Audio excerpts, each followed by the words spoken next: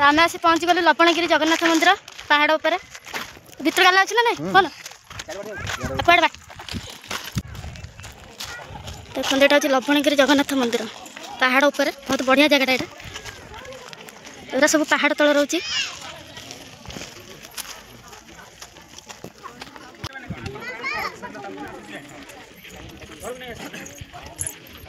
तो आम जगन्नाथ दर्शन करके आसिलु तो देखते केते लाइन है कि भिड़ में जगन्नाथ दर्शन करने जाऊँ तो यहाँ माने ये जगह एत सुंदर जगह मैंने आसिले पूरा मन शांति हो यहाँ हूँ लबणगिरी जगन्नाथ मंदिर देखो तो चारि पाखर पर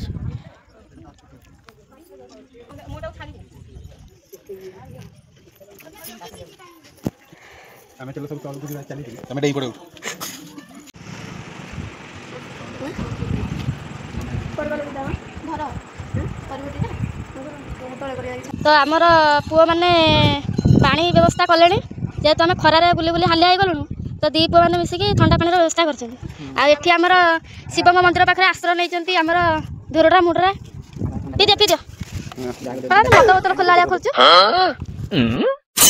एगुरा पकड़ बोला स्टोरी बसी जाए तो मुँह देखा जाऊँ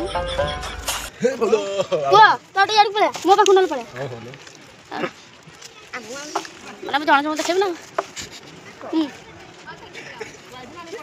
तो आमर ये ठंडा मस्ती चली गंजे फंजे आने भूल जाइए